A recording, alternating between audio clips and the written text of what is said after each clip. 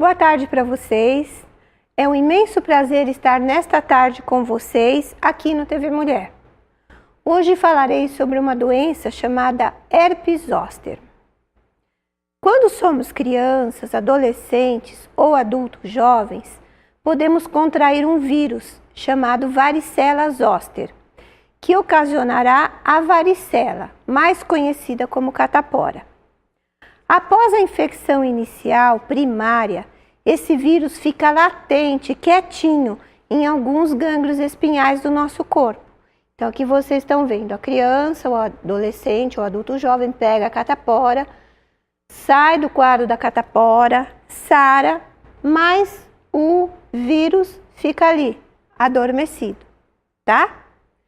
Caso haja uma queda na imunidade celular, esse vírus que estava dormente pode ser reativado e aí não ocasionará a varicela ou catapora, mas resultará no desenvolvimento de uma doença chamada herpes zoster, mais conhecida como cobreiro.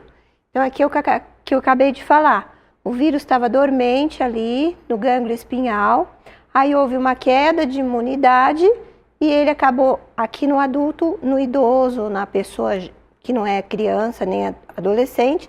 Ao invés de ocasionar a catapora, esse vírus que estava dormente, ele vai desencadear o herpes zoster, certo? Assim sendo, doenças ou tratamentos que levam a uma queda na imunidade celular poderão desencadear o desenvolvimento do herpes zoster.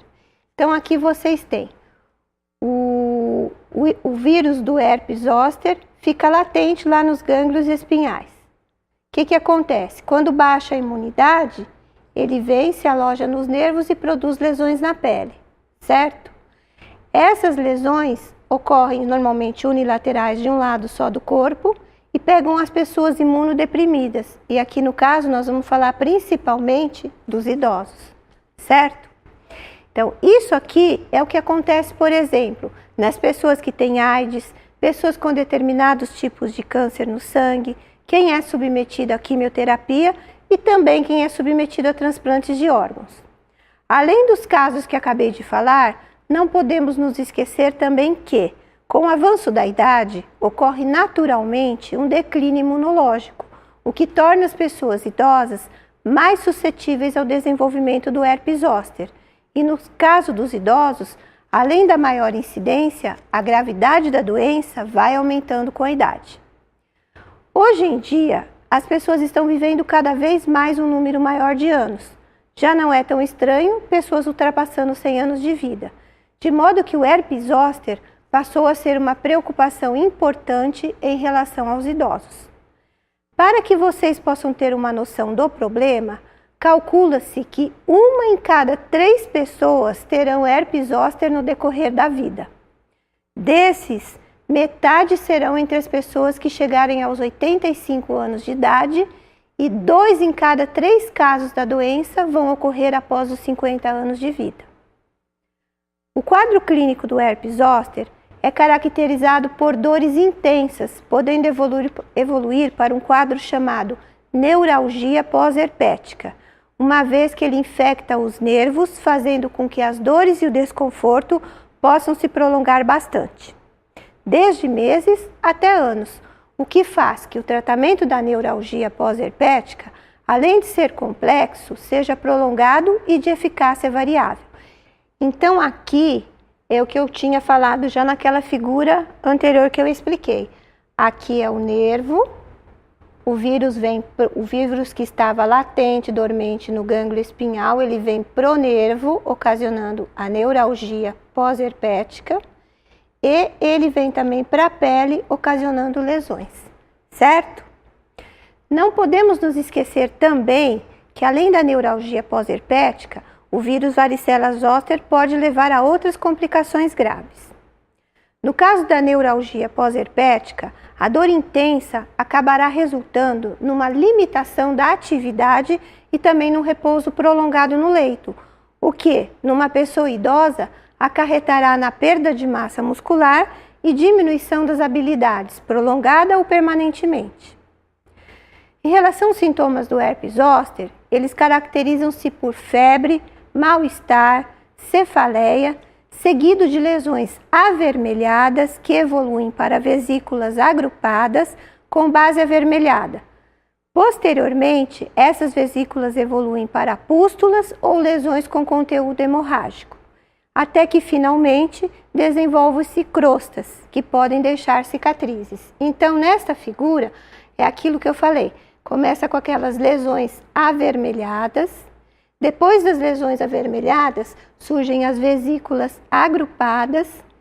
O líquido dessas vesículas se torna purulento ou até com sangue dentro. Depois a vesícula se rompe, formando essas ulcerações e posteriormente formam-se crostas em cima dessas ulcerações, certo? Essas lesões, elas acompanham o trajeto dos nervos e são unilaterais, como eu falei lá atrás, pega só um lado do corpo. Sensação de formigamento e dor ocorrem no local onde vão surgir as lesões. Tudo isso leva a uma inflamação intensa, com uma dor muito forte no local acometido. A transmissão é através do contato, porque o vírus está ativo dentro dessas vesículas. Não existe transmissão respiratória aqui, como no caso da catapora, tá? Dessa maneira, é importante que se separe toalhas e objetos pessoais que entrem em contato com a lesão, para não contaminar outras pessoas. O tratamento deve ser instituído o mais precocemente possível, no sentido de diminuir a possibilidade de instalação da nevralgia, que ocasiona dor muito intensa. Portanto, assim que se notar o aparecimento das primeiras vesículas, o indicado é introduzir a medicação o quanto antes. Devido ao enorme problema que o herpes zoster se tornou, principalmente por conta de que as pessoas estão vivendo cada vez mais, desenvolveu-se a vacina do herpes zoster, que aqui no Brasil existe desde 2014. Com a vacina, observa-se uma diminuição nos casos tanto do herpes zoster como também da neuralgia pós-herpética, com os seus quadros dolorosos, uma vez que a vacina diminui a possibilidade de reativação daquele vírus que, como eu falei no início do programa, estava dormente. A vacina do herpes zoster é indicada para pessoas a partir dos 50 anos de idade. Deve ser aplicada via subcutânea numa única dose. É uma vacina bem segura e bem tolerada. Para terminar, eu quero deixar bem claro, gente, para não haver confusão. A doença herpes zoster e a catapora são causadas pelo vírus herpes zoster.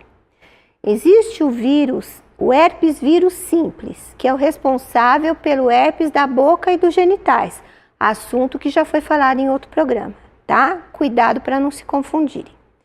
Aqui nessa figura tem um apanhado geral de tudo que eu falei. O herpes zoster, que é a erupção cutânea dolorosa, conhecida como cobreiro, que forma aquelas bolhas, que acabam formando as feridas. Essas bolhas podem durar várias semanas e aparecem só em uma parte do corpo. Ocorrem por reativação do vírus da catapora. Depois de causar a catapora, o vírus adormece no gânglio dorsal. Caindo a imunidade, ele se manifesta agora como uma doença chamada herpes zoster. Os primeiros sintomas é formigamento e dor no lugar onde vão aparecer aquelas lesões na pele. Em alguns casos, febre baixa no primeiro dia. Essas lesões na pele podem ocorrer no rosto, pescoço, costas e podem ser acompanhadas de forte dor na fase aguda. Hoje em dia já existe a vacina e ela está indicada para pessoas acima dos 50 anos. A contraindicação da vacina é pessoas que estão imunodeprimidas, como, por exemplo, as pessoas que têm AIDS. Gente, isso é o que eu tinha para falar para vocês na tarde de hoje. Uma ótima semana para vocês. Não se esqueçam de cuidar bem do seu corpo, que ele é seu maior instrumento. E eu vou estar esperando vocês aqui a semana que vem no próximo TV Mulher. Tchau para vocês.